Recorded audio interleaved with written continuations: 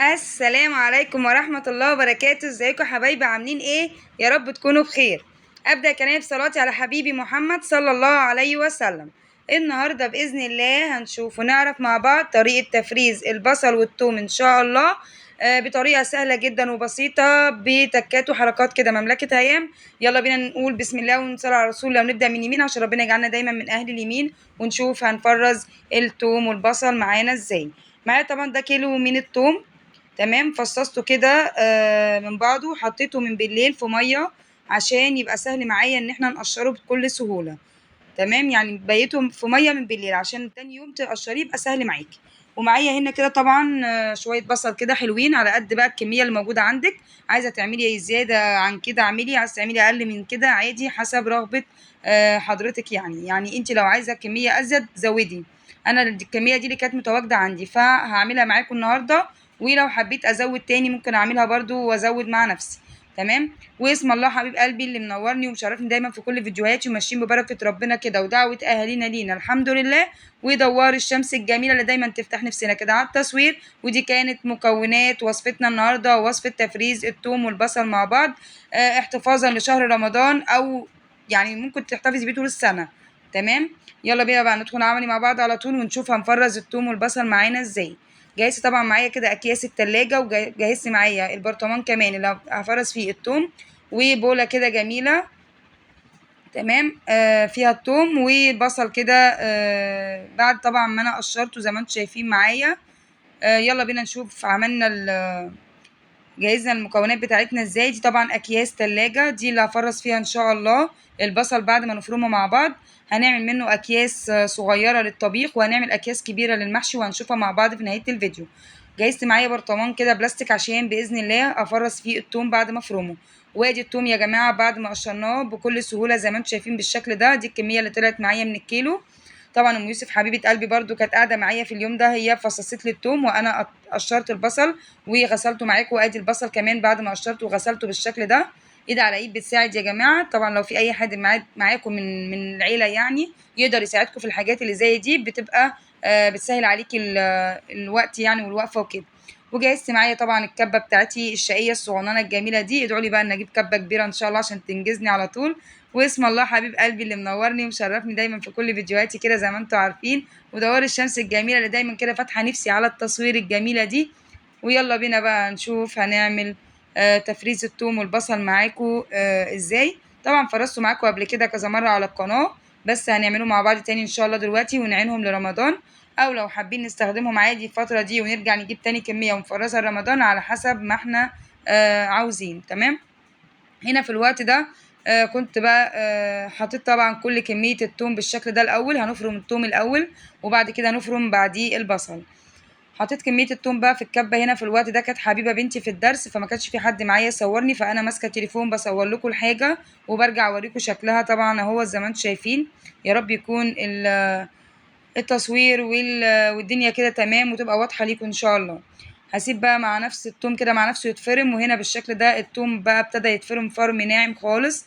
انا عايزاه فرم ناعم عشان لما اجي اخد منه بالمعلقة كده على اي اكل بعمله بقى، صيام بقى، اي طبيخ، اي ملوخية، اي حاجة، بيبقى سهل معايا على طول. تمام.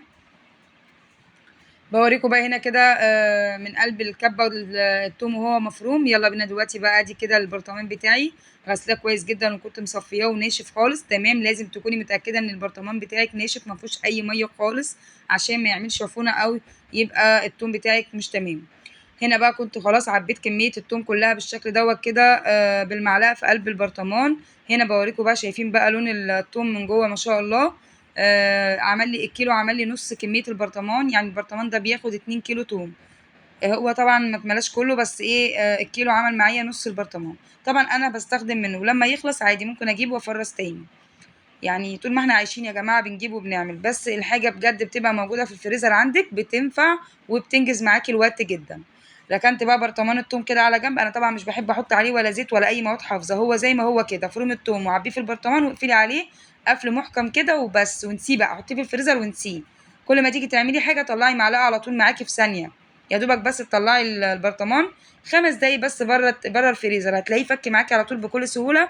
تشيلي المعلقة بسهولة، يعني مش هيبقى صعب معاكي. تمام. او لو انت مستعجله طبعا على انك تشيلي التوم بسرعه، ما تسيبوش يعني يفك 5 دقايق لو مستعجله يعني. بالسكينه، بطرف السكينه كده، وبتطلعي ايه حته كده معاكي بتتكسر على طول. تمام. يلا بينا. في الوقت ده جبت بقى البصل بتاعي، وابتديت احط كميه بكميه، لان زي ما قلت لكم الكبه صغننه بس والله بجد جميله ونفعاني جدا وبتنجزني يعني برده جميله. وفرمت معايا، شايفين بقى البصل مفروم فرم ناعم برده جميل ازاي. يلا بقى بينا، هاخد الكميه اهو كلها كده بقى. انا فرمت كميه البصل كلها مع نفسي اهو، ورجعت لكم بقى حطيتها طبعا في البوله الجميله دي. ويلا بقى مجهزه معايا الاكياس بتاعه التلاجة عشان نبتدي نعبي بقى طبعا ايه الكميه. زي ما قلت لكم اعمل كميه صغيره، يعني بعمل كميتين، كميه صغيره كده للمحشي، قصدي للطبيخ، لان زي ما انتم عارفين الطبيخ مش بياخد كميه بصل كتير. بوريكم بقى هنا ان انا جبت الاكياس وهبتدي اعبيها وارجع لكم بالشكل ايه النهائي. هنا بقى ده كان الشكل النهائي للبصل بعد ما عبيته. زي ما قلت لكم عملت كده. هنا طبعا برطمان الثوم خلاص كده خلصناه. ومعايا كيسين بقى من البصل كده فرمته فرم ناعم زي ما قلت لكم، وعبيت معايا الكيسين الكبار الاولانيين دول المحشي. يعني زي ما انتم عارفين المحشي بياخد كميه بصل كبيره، فعملت معايا كيسين كبار كده للمحشي. وعملت ما شاء الله 6 اكياس بصل للطبيخ. دي الكميه كده اللي هي الطبيخ جميله جدا. ده كده معقول قوي يعني. وبس كده، دي الكميه اللي انا عملتها معاكم النهارده لتفريز البصل والثوم. لو حابين بقى ان انتوا تفرزوا بكميات كبيره دي حسب رغبتكم وتعينوها رمضان، هتنفعكم جدا وتوفر عليكم الوقفه في الصيام. وبس كده، ده كان فيديو النهارده، فيديو خفيف وبسيط على قلوبكم، يا رب يكون عجبكم وتكونوا انبسطتوا منه. وتفرزوا باذن الله الثوم والبصل زي ما انا عملت كده. واشوفكم على خير بقى ان شاء الله. بس ايه، قبل ما نقفل مع بعض الفيديو، تعالوا اقول لكم انا بعبيهم في ايه.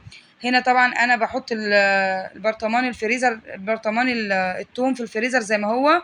اما البصل عشان طبعا ما يقلبليش ريحه الديب فريزر مع الحاجات التانية اللي ببقى مفرزاها زي الخضار زي الفاكهه، بجيب طبعا منظم كده زي ما انتم شايفين. وابتدي ان انا احط الاكياس بتاعه البصل كلها فيه.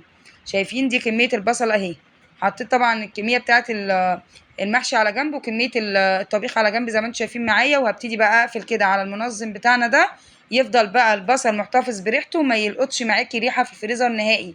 وكذلك الثوم برده يعني مغلق ومقفول عليه جامد، عمره ما يعمل ريحه معاكي ابدا ولا يلقط معاكي في الفريزر.